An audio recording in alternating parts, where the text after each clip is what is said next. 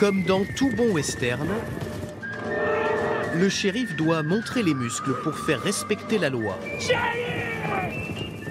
Et le bandit finit par mordre la poussière. Il était une fois, dans l'Est de l'Andalousie, un village de Far West, plus vrai que nature, qui replonge petits et grands dans l'Amérique des cow-boys. Il faut viser la tête, c'est son point faible. Ça me replonge dans les films de mon enfance et ça me donne la chair de poule. Ça donne envie de te rouler par terre, de jouer avec les enfants, de monter à cheval, de courir, de tirer partout. D'ailleurs, on a ramené des pistolets en plastique. Il faut dire qu'avant d'être un parc à thème, où Juan Pablo travaille depuis 5 ans, cet endroit était un décor de cinéma. Les westerns les plus connus qui ont été tournés ici, c'est la trilogie des films, pour une poignée de dollars, pour quelques dollars de plus, et Le Bon, la Brute et le Truand. Les réalisateurs avaient choisi cet endroit pour la qualité de la lumière, le temps d'ensoleillement, mais aussi parce que le paysage fait penser à l'Ouest américain. Avant notre cow-boy andalou, Clint Eastwood lui-même avait foulé les planches de ce saloon.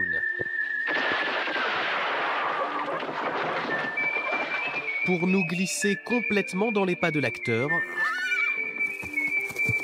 c'est à cheval que nous allons nous enfoncer dans le désert.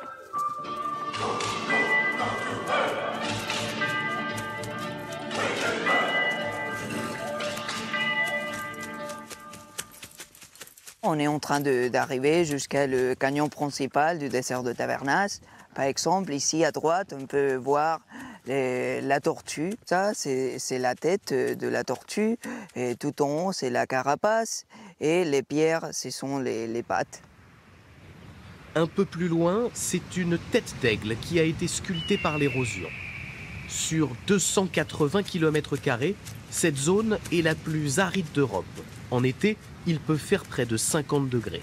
C'est d'ailleurs le seul désert du continent.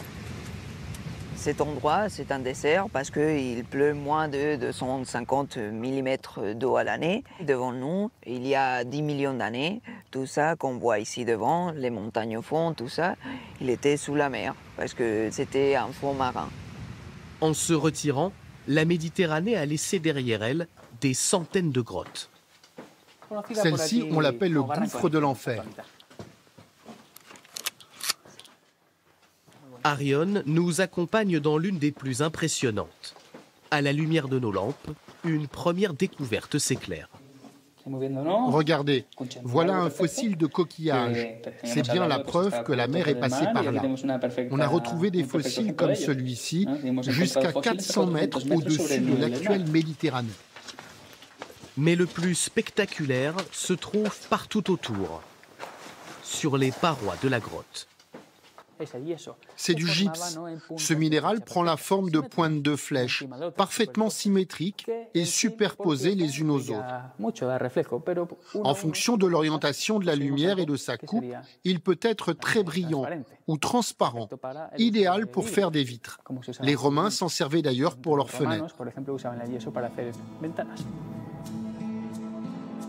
La lumière du jour nous rappelle vers la surface. Dans ce désert autrefois submergé par les flots est devenu le Hollywood espagnol.